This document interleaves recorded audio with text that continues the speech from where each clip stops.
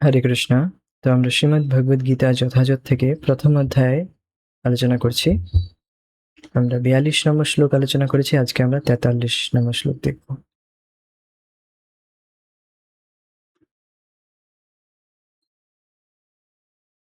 দোষেরেতে কুলঘ্নানাম বর্ণসঙ্করকারকై উৎসাদন্তে জাতি ধর্মা কুলধর্মাশ্চ শাশ্বতা। তো দোষের এতেই, তো এই শ্লোকের দ্বারা অর্জুন কুলক্ষয় জনিত দোষের বর্ণনা করে উপসংহার করছেন। কুলঘ্নানাম वर्णसंकरकारकै एतै कुलघ्नानाम एतै कुलघ्नादेर এই বর্ণসংকরকারকেই দোষেই, বর্ণসংকর কারক দোষের প্রভাবে কি হয়? উচ্ছাদন্তে জাতি ধর্মা কুলধর্মাশ্চ শাশ্বতা, যে পরম্পরায় চলে আসা জাতি ধর্ম অর্থাৎ ক্ষত্রিয় ধর্ম, কুলধর্ম অর্থাৎ কোনো একটি ব্রাহ্মণ বা ব্রাহ্মণ পরিবারের বিশেষ কিছু ধর্ম, বিশেষ কিছু নিয়মাবলী, বিশেষ কিছু আচরণ, তো সেই ধর্ম।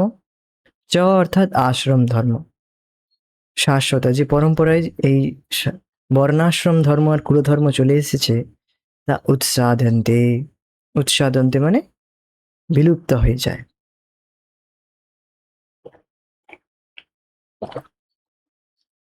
ওকে, এরপরে এরপরে দেখুন। তো এরপরে অর্জুন, তো এইভাবে অর্জুন বলছেন, উপসংহার করছেন এই শ্লোকে, এই যে শ্লোকে উপসংহার করছেন 39 নম্বর শ্লোক থেকে এখনো পর্যন্ত অর্জুন বলছিলেন যে যুদ্ধ করা কেন উচিত নয়। চতুর্থ কারণ দেখাচ্ছেন যে কুল কুল ক্ষয় হয়ে গেলে এই দোষ উৎপন্ন হবে, আমাদেরকে নরকেই যেতে হবে ভাতৃবধ হেতু। আর এইভাবে আমরা তো নরকে যাচ্ছি, সাথে সাথে যে সমস্ত পরবর্তী প্রজন্ম, তারাও সব অধর্মে অভিভূত হয়ে যাবে, বর্ণসংকর উৎপন্ন হবে, বর্ণাশ্রম ধর্ম নষ্ট হয়ে যাবে। এটা বলছেন। এরপরে দেখুন, উৎসন্ন ইত্যাদি এই শ্লোক বলে আরো স্ট্রেস দিচ্ছেন যে আমাদের এই যে আমি কথাগুলো এখনো পর্যন্ত বললাম, এগুলো কেবল আমি নিজের মন গড়ন নয়, এগুলো আমি শুনেছি, শাস্ত্র, আমি গুরু মুখে শুনেছি, সেটা এই শ্লোকে বলছেন। হ্যাঁ, সো আরো তিনি স্ট্রেস দিচ্ছেন যে আমাদের যুদ্ধ থেকে নিবৃত্ত হয়ে যাওয়া উচিত। এই যে সমস্ত বিষয় আমি বললাম এখনো পর্যন্ত, এতগুলো ঘটনা বললাম, একটার পর একটা, কুল ক্ষয় হয়ে গেলে এই হয়ে যাবে, ওই হয়ে যাবে, তো এগুলো সব আমি নিজের মন থেকে বলছি না, সব আমি শুনেছি, গুরু মুখ থেকে শুনেছি, সেটা এখানে বলছেন। তো আমরা এটি আমার সাথে সাথেই বলুন। উৎসন্ন কুলধর্মানাম মনুষ্যানাম জনার্দন নরকে নিয়তম বাসো ভবতীত্যনুশুশ্রুমা। উৎসন্ন কুলধর্মানাম মনুষ্যানাম জনার্দন নরকে নিয়তম বাসো ভবত্যনুশুশ্রুমা। ওকে,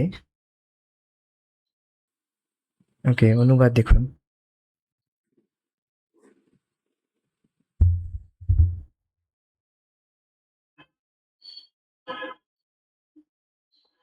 হে জনার্দন, আমি পরম্পরাক্রমে শুনেছি যে যাদের কুল ধর্ম বিনষ্ট হয়েছে তাদের নিয়ত নরকে বাস করতে হয়। নিয়ত নরকে বাস করতে হয় মানে প্রতিনিয়ত নরকে বাস করতে হয়, আমি এটা শুনেছি। জনার্দন, হে জনার্দন অর্থাৎ জনের, মানুষের পালনকর্তা তথা রক্ষাকর্তা আপনি। আপনি জনার্দন হয়ে আমাকে কেন এই যুদ্ধে নিবৃত্ত করছেন, মানে প্রবৃত্ত করছেন, নট নিবৃত্ত, যুদ্ধে করতে জন্য উৎসাহিত করছেন। তো দেখুন কি হচ্ছে জনার্দন। উৎসন্ন কুলধর্মানাম, কুলধর্মিত রহিত, উৎসন্ন মানে উচ্ছন্নে, কুলধর্ম উচ্ছন্নে চলে যায়। কথাটা শুনেছেন? উচ্ছন্নে গেল ছেলেটা। তো সেই রকম উচ্ছন্ন কুলধর্মানাম, কুলধর্ম উচ্ছন্নে চলে গেল, মানে একদম কুলধর্ম রহিত হয়ে গেল। হ্যাঁ, মনুষ্যানাম, কাদের? মনুষ্য দিগের, মনুষ্য দিকে যে কুল ধর্ম তা উচ্ছন্নে চলে গেল। হ্যাঁ, তবে তখন কি হলো মনুষ্যদের, মানুষের কি অবস্থা হলো, দশা? নরকে নিয়তম বাস, নরকে প্রতিনিয়ত বাস করতে হয়। ভাবতি, বাস করতে হয় নরকে, মানুষদেরকে কন্টিনিউয়াস সব সময়ের জন্য, সারা আজীবন আজীবন তাদের প্রতিনিয়ত নরকে বাস করতে হয়, এই কুল ধর্ম নষ্ট হওয়ার জন্য। উচ্ছন্ন, তো এই কুলধর্ম অর্থাৎ এখানে বলছেন বর্ণ আর আশ্রম ধর্ম, জাতি ধর্ম আর আশ্রম ধর্ম, এটা একসাথেই নেওয়া হয়েছে কুল ধর্ম সাথে, এক কথা এখানে বলে দিয়েছে কুল ধর্ম। কুল ধর্ম অর্থাৎ পরম্পরায় যে এই বর্ণাশ্রম ধর্ম, জাতি ধর্ম চলে এসেছে, সেই ধর্ম না থাকার জন্য মানুষ আর কোনো ধর্ম আচরণ করে না। হ্যাঁ, এই জন্য তাদেরকে নিয়ত নরকে নিয়তম বাস হতো। তাই এবার অধর্মের কাজই করবে মানুষ, ধর্মের কাজ পুরো উচ্ছন্ন হয়ে গিয়েছে, উচ্ছন্নে চলে গেছে মানুষ, তো এবার তাদের কি গতি হবে? হ্যাঁ, এবার তারা নরকে যাবে, নরকে বাস করতে হবে, এক দুদিনের জন্য নয়, নিয়ত মানে কন্টিনিউয়াস, মানে সব একদম কন্টিনিউ আপনাকে নরকেই রাখা হবে, আর অন্য কোথাও যেতে দেওয়া হবে না। নরকে নিয়তম বাস। আচ্ছা, এইসব কথা কোত্থেকে শুনেছো তুমি, অর্জুন? যদি ভগবানই বলেন, তো বলছেন ইতি অনুশুশ্রুমা, আমি ইহা গুরু মুখে শুনিয়াছি। অনুশুশ্রুমা, অনু অর্থাৎ, অনু মানে পিছনে, শুশ্রুমা অর্থাৎ শুনেছি, অর্থাৎ গুরু পরম্পরায় ক্রমে আমি শুনেছি, অনুশুশ্রুমা। হুম, তো এটি হচ্ছে পরম্পরা, এখান থেকে শুরু চালু হচ্ছে। অর্জুন শেখাচ্ছেন যে কিভাবে আমাদের কোনো কথা বলা উচিত। আহ, শাস্ত্র পরিপ্রেক্ষিতে কোনো কথা বলতে গেলে আমাদের অবশ্যই তা গুরু মুখে শ্রবণ করতে হবে, শুনতে হবে, তখনই আমরা সেই বিষয়ে কিছু বলতে পারি, নচেৎ আমরা কিছু বলতে পারি না। অনুশীশ্রম, এই নয় যে আমি জাস্ট নিজের থেকেই পড়লাম, বলা শুরু করলাম, না, সেখানে ভুলই বোঝার চান্স অনেক বেশি। গুরুমুখ থেকে না শুনলে সেই মধুমাখির মধুর বোতলে ঢাকনা দেওয়ার সমান, বাইরে থেকেই চাটছেন, সেই রকম অবস্থা হবে। হ্যাঁ, মধুর বোতলটা আমরা খুলতে পারবো না, মাছি যেরকম ভন ভন ভন ভন করতে থাকে, ও কোনোদিন মধু পাবে না যতক্ষণ না কেউ খুলে দিচ্ছে। সেই রকম আমরা যতই চেষ্টা করি কেন, আমরা ভাগবত বা গীতা ভাগবতের আস্বাদন করতে পারবো না যতক্ষণ না আমরা পরম্পরায়, গুরু শিষ্য পরম্পরায় না শুনছি, ততক্ষণ আমরা তা বুঝতে পারবো না। এখানে অর্জুন দেখাচ্ছেন যে কিভাবে আমাদের কোনো শাস্ত্র বিষয়ে বক্তব্য বলা উচিত, তা গুরু পরম্পরায় শুনে বলতে হবে। এটি আমি শুনেছি, আমার গুরু কাছ থেকে আমি শুনেছি। তিনিও পরম্পরায় রয়েছে, তিনি শুনেছেন তার গুরুর কাছ থেকে। তো আর এই গুরু পরম্পরা শুরু হয়েছে কোত্থেকে? আহ, যদি জিজ্ঞেস করা হয় আপনার গুরু পরম্পরা কোথায় থেকে শুরু হয়েছে, আপনি তো শুনেছেন, আপনার যে গুরু পরম্পরাটি কোথায় থেকে শুরু হয়েছে? হ্যাঁ, কোথা থেকে শুরু হয়েছে হয়তো আমি ঠিক জানি না। তো সেই পরম্পরাও ঠিক নয়। সেই কোন গুরু পরম্পরা থেকে শোনা উচিত? যে গুরু পরম্পরা ভগবান শ্রীকৃষ্ণ থেকে শুরু হয়েছে, সেই গুরু পরম্পরা থেকে শোনা উচিত। আপনি বলুন সেটা আবার কি? ৪টে গুরু পরম্পরা রয়েছে। হ্যাঁ, ব্রহ্ম সম্প্রদায়, রুদ্র, শ্রী, কুমার। হ্যাঁ, আমরা রয়েছি ব্রহ্ম সম্প্রদায়, মানে যেখানে ভগবান শ্রীকৃষ্ণ ব্রহ্মাজিকে জ্ঞান দান করেছে। আর ব্রহ্মাজি নারদ, নারদজি ব্যাসদেব, ব্যাসদেব তার শিষ্যদেরকে। এইভাবে গুরু শিষ্য পরম্পরায় আমরা শিল প্রভুপাদের কাছ থেকে, আহ, আর আমাদের গুরু মহারাজ যারা রয়েছে গুরুবৃন্দদের কাছ থেকে আমরা শ্রবণ করে এটি জ্ঞান লাভ করছি আজকে। যেমন আমি আমার শিক্ষাগুরু গুরুবৃন্দদের কাছ থেকে শুনেছি, তারপর কিছু বুঝতে পেরেছি। তখন তো শুধু শোনা কাফি নয়, কেবল যথেষ্ট নয়, শুনতে হবে, সাথে সাথে পড়তেও হবে। আহ, শুনলেন, বুঝে গেলেন, এইবার সেটা পড়লে আর হৃদয়ে গেঁথে যাবে। শুধু নিজে পড়লেও কিছু বুঝতে পারবো না, বা শুধু শুনে নিলাম, শুনে নিলেও কিছুক্ষণ থাকলো জ্ঞানটা, তারপর সেটি উড়ে যাবে। তো সেই জন্য সেটা একবার পড়া উচিত, তাহলে সেটা অনেক দিন মনে থাকবে, ধারণ করতে পারবো। ওকে।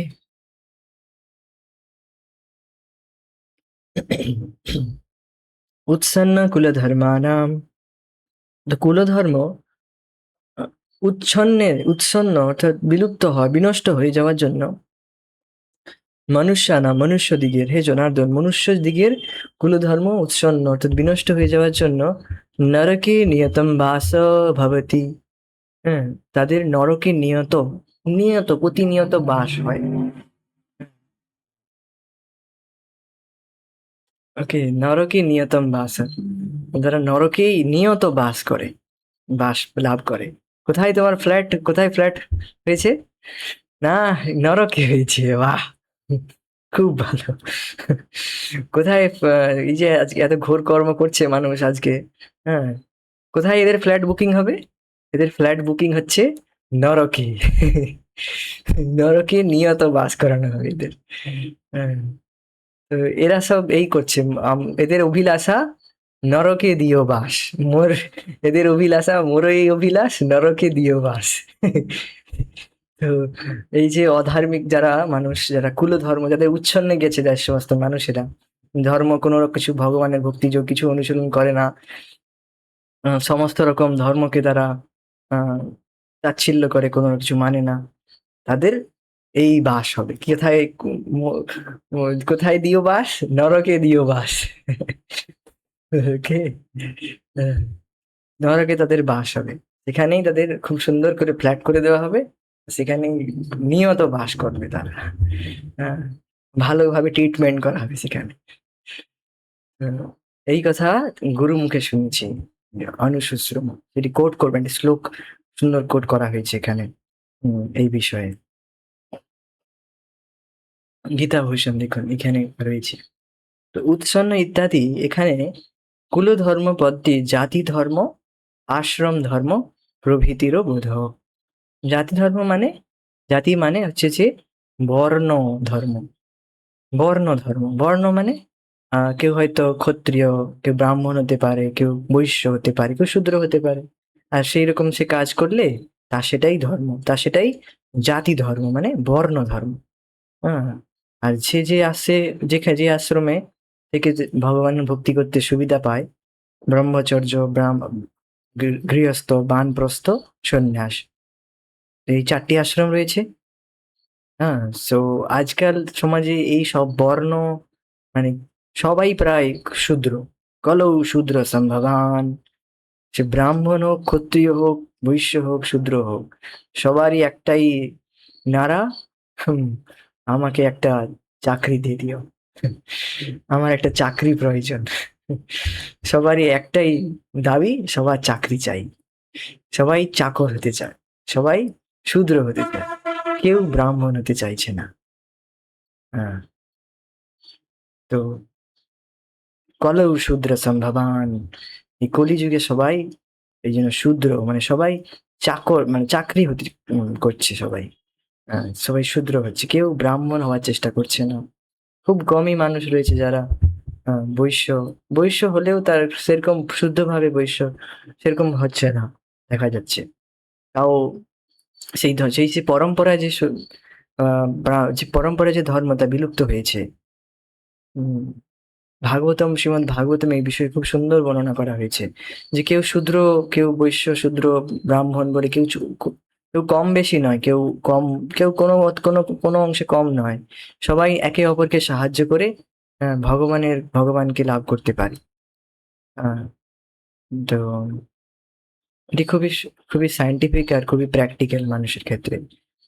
সো জাতি ধর্ম অর্থাৎ এই যে বর্ণের ধর্ম, এটি বিলুপ্ত হয়েছে। আজকাল দেখুন সবাই শূদ্র হচ্ছে, সবাইকে শূদ্র হওয়ার জন্য বাধ্য করা হচ্ছে। এই তুই চাকরি করিস না, কি করবি, কি করে খাবি? হ্যাঁ, তো আহ, আচ্ছা, আপনি চাকরি করেন? বাহ, খুব ভালো। মানে অ্যাপ্রিসিয়েশন দেখুন। আচ্ছা, আপনি ব্রাহ্মণ, পূজা পাঠ করেন? আচ্ছা আচ্ছা, ঠিক আছে, ঠিক, নমস্কার, হরে কৃষ্ণ বা কিছু একটা বলে হয়ে গেল, দক্ষিণা দিয়ে চলে গেল বা কিছু। অ্যাকচুয়ালি কেন মানুষকে, ব্রাহ্মণেরও মানুষ কেন সেভাবে উম, সম্মান করে না? কারণ দেখা যায় সে ব্রাহ্মণও, তারও বৃত্তি চেঞ্জ হয়ে গিয়েছে, সেও রয়েছে, পিছনে রয়েছে কিছু দক্ষিণার আশায়, যে কিছু দক্ষিণা লাভ হবে তবে আমি কিছু মন্ত্র পাঠ করবো, কিছু করবো। বেসিক্যালি এটাই হচ্ছে, দেখা যাচ্ছে সবাই আহ, এই ছোট ছোট ব্রাহ্মণ সে কখনোই হতে পারে না যে এই ছোট ছোট লাভের পিছনে থাকবে। এই- হ্যাঁ, যে হ্যাঁ এইটুকু মানে ফ্রুটি মেন্টালিটি যার, ফল ফলের প্রতি অত্যধিক আশা রয়েছে যার, যে আমার ফল লাভ হবে, মানে তারপর আমার এত টাকা দক্ষিণা দেওয়া হবে তবে আমি পূজা করতে যাবো। আরে সে ব্রাহ্মণ নয়। যে এরকম করছে যে আমি এত টাকা দক্ষিণা দেওয়া হবে তারপর আমি পূজা করবো, সেটা ঠিক নয়, সেটা ঠিক ব্রাহ্মণের কাজ হচ্ছে না। সেটা তো সেই ব্যবসা হয়ে যাচ্ছে, যে এত টাকা আপনি দিন তবে আমি আপনার কাজ করবো, তো মজুর কার্ড নিয়ে হয়ে যাচ্ছে। হ্যাঁ, সেটাই হয়ে যাচ্ছে। আরো দেখা যায় যে তথাকথিত যারা ভাগবত পাঠক, গীতা পাঠক, এত টাকা দক্ষিণা দেওয়া হবে তবেই আমি গীতা পাঠ করব, গীতা পাঠ শোনাবো, বা ভাগবত পাঠ শোনাবো, ভাগবত পাঠ করতে যাবো। হ্যাঁ, তো এগুলো সব বুঝতে পেরেছেন যে জাতি ধর্ম বিনষ্ট হয়েছে। সবাই শূদ্র হয়ে গিয়েছে, সবাই চার্জ করছে। ওকে, জাতি ধর্ম বিনষ্ট হয়েছে, আর আশ্রম ধর্মের তো আর কি কথা বলা যায়। আশ্রম ধর্ম বিনষ্ট হয়েছে, বর্ণাশ্রম, ব্রহ্মচর্য আশ্রমের তো কোনো নামগন্ধ নেই। ব্রহ্মচর্য আশ্রমের কথা বললে তো এখন সেটা আবার কি, সেটা আবার কোনো আশ্রম হয় নাকি? গৃহস্থ আশ্রম রয়েছে যেটা একটু মানুষ জানে ভালো, বেশি ভালো করে, জানলেও সেটা বেশিরভাগ মানুষ গৃহমেধী জীবনযাপন করে। গৃহমেধী মানে, মানে গৃহস্থ মানে, গৃহস্থ মানে হচ্ছে যিনি কৃষ্ণ ভাবনাময় জীবনযাপন করবেন, তপস্যার জীবন করবেন, যাপন করবেন, ভোগে জীবনযাপন না। বেসিক্যালি আজকাল মানুষ কোনো রকম যজ্ঞ করে না, যজ্ঞ মানে ভগবানের জন্য কোনো কাজ করে না, ভগবানের সেবা কিছু হয় না ঘরে, তো সেটা গৃহস্থ জীবন নয়, গৃহমেধী জীবন। গৃহস্থদের, গৃহস্থ আশ্রমে সব থেকে বড় দায়িত্ব গৃহস্থ আশ্রমে তাদের, কারণ অন্যান্য যে আশ্রম রয়েছে তার পুরোপুরি গৃহস্থ আশ্রমের উপর নির্ভরশীল। উম, অন্যান্য যে আশ্রম বা ব্রহ্মচর্য, বানপ্রস্থ, সন্ন্যাস, এরা সবাই গৃহস্থ আশ্রমের উপর নির্ভর করে। কারণ গৃহস্থ আশ্রম তারা অর্থ উপার্জন করে। হ্যাঁ, সো তা আর বাকি আশ্রমেরা তারা, তাদের কোনো অর্থ উপার্জন থাকে না, তারা পুরোটাই, তারা এই গৃহস্থ আশ্রমের উপর নির্ভরশীল হয়। তো যাই হোক, গৃহস্থ আশ্রমের অনেক বড় উত্তরদায়িত্ব রয়েছে। সো তা আমাদেরকে বুঝতে হবে। আহ, তো যাই হোক, গৃহস্থ আশ্রম রয়েছে, তারপর বানপ্রস্থ রয়েছে, আর শেষে অবশেষে সন্ন্যাস। তো দেখুন, খুব সুন্দর বিষয় বলা হয়েছে, যে কেউ যদি, আমি আগের দিনই বিষয়টি উল্লেখ করেছিলাম, কেউ যদি ব্রহ্মচর্য আশ্রম খুব ভালো করে পালন করেছে, তাহলে তার ক্ষেত্রে গৃহস্থ আশ্রমে গিয়ে সে গৃহস্থের মতো কাজ করবে না, কি গৃহমেধির মতো ইন্দ্রিয় তৃপ্তিতে জড়িয়ে পড়বে না। সে বেশি, সে কেবল ভগবান কৃষ্ণের প্রতি তার ভক্তি বৃদ্ধি হবে, সেই রকমই কাজ করবে, সেই রকম কাজে আরো সে অগ্রসর হবে, আরো সে 10 জনকে ভগবানের সেবায় নিযুক্ত করবে। হুম, তো গৃহস্থ আশ্রমে এইভাবে করতে করতে সে অবশেষে বানপ্রস্থ, তারপর সন্ন্যাস, তো এইভাবে রয়েছে। কিন্তু এটি দেখা যায় যে উচ্ছন্নে গিয়েছে, এই সব ধর্ম উচ্ছন্ন হয়েছে, বিনষ্ট হয়ে গিয়েছে। শুনিয়াছি, তো এই কথা কোত্থেকে শুনিয়াছি? বলছে গুরু মুখ হইতে আমরা শুনিয়াছি। কি শুনিয়াছ? তাহা বলিতেছেন, प्रायश्चित्तम् अकुर्वाणा पापेषु निरता नरा अपश्चा अपश्चातापिनः कष्टान् निरयान् यान्ति दारुणान्। তো ইত্যাদি বাক্যে, ইত্যাদি প্রায়শ্চিত্তম অকুর্বাণা ইত্যাদি বাক্য যথা, যে সকল মনুষ্য পাপ কার্যে সর্বদা সর্বদা আসক্ত অথচ প্রায়শ্চিত্ত করে না এবং পাপ কর্মের জন্য অনুতাপও করে না, তারা তাহারা তারা অতি কষ্টময় ভীষণ নরকসমূহে গমন করে। তো এই যে শ্লোকটি অর্জুন বলছেন, এটি তিনি কেবল মন থেকে বলছেন না যে উচ্ছন্ন কুলধর্ম উচ্ছন্নে গেলে মানুষ নরকে যায়। এটা তিনি শুনেছেন, বলছেন ভগবতী ইতি অনুশুশ্রুম, আমি গুরুমুখ থেকে শুনেছি। এটি স্মৃতি শাস্ত্র, যাজ্ঞবল্ক্য শাস্ত্রে, স্মৃতি শাস্ত্রে এটি রয়েছে, শ্লোকটি। প্রায়শ্চিত্তম অকুর্বাণা, অর্থাৎ যে প্রায়শ্চিত্ত করে না, অকুর্বাণা কিসের, পাপেষু নিরতা নরা।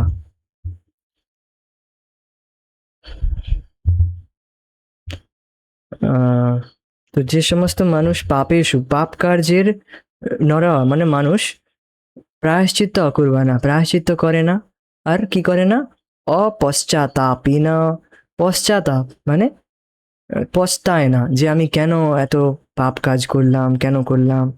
এটা তাপ পিছু মানে পাপ কাজ করার পরে এই যে তাপটা তার হওয়া উচিত। হ্যাঁ, যে আমি কেন এরকম পাপ কাজ করলাম, আমি আমার দ্বারা এত বড় পাপ হয়ে গেল, হ্যাঁ এখন আমার কি গতি হবে। তো এরকম একটা তাপ অনুভব করা উচিত হৃদয়ে তাকে, পশ্চাতাপ করা উচিত। পশ্চাৎ মানে পরে, তাপ মানে হৃদয়ে দুঃখ অনুভব হওয়া উচিত, সন্তপ্ত হওয়া উচিত হৃদয়ে, যে কেন আমার দ্বারা এত বড় পাপ হয়ে গেল। কেন মানে আমার দ্বারা কেন আমি এই পাপ কাজ করলাম, এই যে একটা অনুশোচনা বোধ, অনুতাপ তার হওয়া থাকা উচিত হৃদয়ে। তবেই সে পাপ থেকে মুক্ত হয়। তবেই তার পাপের প্রায়শ্চিত্ত করতে পারে। কিন্তু এইভাবে তো তা প্রায়শ্চিত্ত নয়, তবেই সে তার পাপ থেকে মুক্ত হয়।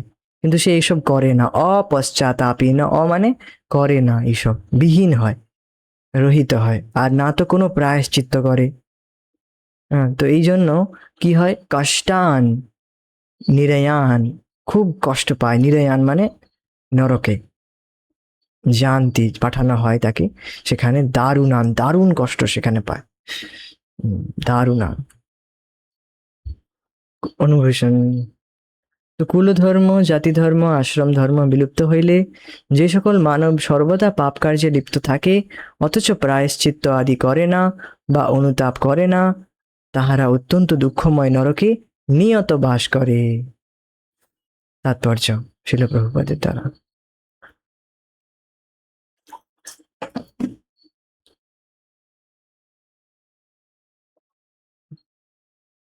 অর্জুনের সমস্ত যুক্তিতর্ক তার নিজের অভিজ্ঞতার উপর প্রতিষ্ঠিত নয়।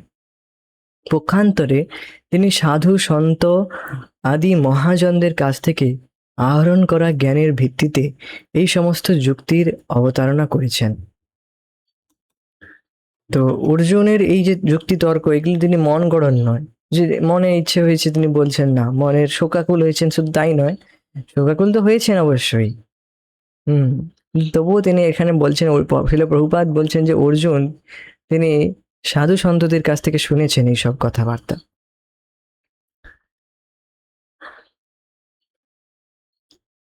সেটাই হচ্ছে প্রকৃত জ্ঞান লাভের পন্থা। তো এটাই হচ্ছে প্রকৃত জ্ঞান লাভের পন্থা। কি ভাই, এটা কি পন্থা? যে আপনাকে গুরু শিষ্য পরম্পরায় জ্ঞান লাভ করতে হবে, তবেই আপনি প্রকৃত জ্ঞান লাভ করতে পারবেন, নচেত প্রকৃত জ্ঞান লাভ করা সম্ভব নয়। যারা এই যে আজকাল মানুষ রিসার্চ করছে, কি রিসার্চ করছে এরা? জাগতিক ইন্দ্রিয়ের দ্বারা রিসার্চ করে মানে জড় ইন্দ্রিয়ের দ্বারা যে সমস্ত এরা রিসার্চ করবে, তার মধ্যে তো কিছু ফল থাকবেই, তার মধ্যে তো ফল থাকবেই। কিন্তু যে সমস্ত মানুষ বা ভগবানের যে এই দিব্য জ্ঞান, ভগবদ গীতা, এটি তো ভগবান সাক্ষাৎ তিনি এই জ্ঞান দান করে গিয়েছেন। এর মধ্যে তো কোনো ত্রুটি থাকবে না, ত্রুটি মুক্ত থাকবে। তো এই জ্ঞান আমরা যখন গুরু শিষ্য পরম্পরায় শুনবো, তো আমরা যথাযথভাবে এই জ্ঞান লাভ করতে পারবো। আর এর মধ্যে এটি সম্পূর্ণ পূর্ণ জ্ঞান হবে, এটি প্রকৃতপক্ষে জ্ঞান। নচেত আমরা যা আজকাল পড়ছি তা অজ্ঞান। কেন অজ্ঞান? কারণ তার মধ্যে ত্রুটি থাকে। দেখবেন এক বিজ্ঞানী এসে বলে এর মধ্যে এই ভুল আছে, এর নতুন সংস্করণ এটি। সে আবার বলবে না এর মধ্যে এই ত্রুটি আছে, আবার সেই ত্রুটি মুখস্থ করতে বলবে যে এই ত্রুটিও মুখস্থ করতে হবে, আপনাকে ভুলটাও মুখস্থ করতে হবে। কি ব্যাপার, কি কি সমস্যা দেখুন, ভুল করেছে বা অমুক ব্যক্তি, সেই ভুল আমাকে পড়তে হবে। আমার এইভাবে একটু প্রশ্ন হয়েছিল আমি যখন পড়াশোনা করছিলাম বিজ্ঞানে। তো আমি তখন ভাবলাম আমাকে ভুল পড়তে হবে, মানে ত্রুটিটাকে মুখস্থ করতে হবে, কেন? তো যাই হোক, এখন পড়েছি যাই হোক। তো সেই সময় তো এই যে সমস্ত জ্ঞান প্রকৃতি জাগতিক জ্ঞান, এটি অপূর্ণ জ্ঞান। এটি প্রকৃতপক্ষে জ্ঞান নয়, অজ্ঞান। জ্ঞান প্রকৃতপক্ষে স্থায়ী, যা আমরা গুরু শিষ্য পরম্পরায় লাভ করে থাকি। অ্যাসেন্ডিং প্রসেস বলা হয়, অবরোহ পথা। আরোহ পথায় পন্থায় আমরা জ্ঞান লাভ করতে পারি না, এটি সহজেই ডিসেন্ডিং প্রসেস। অ্যাসেন্ডিং প্রসেসে আমরা জ্ঞান লাভ করতে পারি না। ঠিক আছে, ওকে। মানে সিঁড়ি চড়ে আমরা নিজের থেকে চেষ্টা করে এই এই উচ্চতর জ্ঞান লাভ করতে পারবো না, আমাদেরকে কেউ কৃপা করে দিলে বললে তখন আমরা বুঝতে পারবো। প্রকৃত জ্ঞান উপলব্ধি করেছেন যে মানুষ, তার তত্ত্বাবধানে শিক্ষা লাভ না করলে এই ধরনের প্রকৃত জ্ঞানের স্তরে উন্নীত হওয়া যায় না। দারুণ শব্দ, এই দারুণ লাইন বলেছেন, দেখুন। প্রকৃত জ্ঞান তখনই লাভ করা যাবে যিনি রিয়েলাইজড সোল, যিনি এই জ্ঞান লাভ করেছেন, যিনি গুরু শিষ্য পরম্পরায় জ্ঞান লাভ করেছেন, তার কাছ থেকেই আপনি এই জ্ঞান লাভ করতে পারবেন। যে লাভ করেনি, যে মন গড়ন, যে নিজের থেকে পড়েছে, সে কখনোই এই জ্ঞান দান করতে পারবে না, কারণ তার কাছেই নেই, সে নিজেই বুঝতে পারেনি কিছু, আপনাকে কি বোঝাবে? হুম, তো প্রকৃত জ্ঞান উপলব্ধি করেছেন যে মানুষ, যে বুঝতে পেরেছে, জ্ঞান উপলব্ধি করেছে, তার তত্ত্বাবধানে শিক্ষা লাভ না করলে কখনো এই জ্ঞানের স্তরে উন্নীত হওয়া যায় না, এই জ্ঞান লাভ করা যায় না। বর্ণাশ্রম ধর্মের বিধি অনুসারে মানুষকে মৃত্যুর পূর্বে তার সমস্ত পাপ মোচনের জন্য কতকগুলি প্রায়শ্চিত্তের বিধিবিধান পালন করতে হয়। যেসব পাপ কার্যে লিপ্ত থেকে জীবন অতিবাহিত যে সবসময় পাপ কার্যে লিপ্ত থেকে জীবন অতিবাহিত করে, তার জন্য এই বিধি অনুসরণ করে প্রায়শ্চিত্ত করাটা অবশ্য কর্তব্য। প্রায়শ্চিত্ত না করলে তার পাপের ফলস্বরূপ মানুষ নরকে পতিত হয়ে নানা রকম দুঃখ কষ্ট ভোগ করে। ওকে, এখানে শিলা প্রভুপাদের তাৎপর্য সমাপ্ত হলো। এখানে বিষয়টি ক্লিয়ার রয়েছে, বিষয়টি সহজ। তো এখানে আজকে আমরা স্থগিত রাখবো, পরবর্তী বিষয়ে আলোচনা আমরা পরবর্তী ক্লাসে করব। হরে কৃষ্ণ, জয় শিলা প্রভুপাদ, নিতাই গৌর প্রেমানন্দে Hari. Thank you so much, thank you for joining us. Hare Krishna.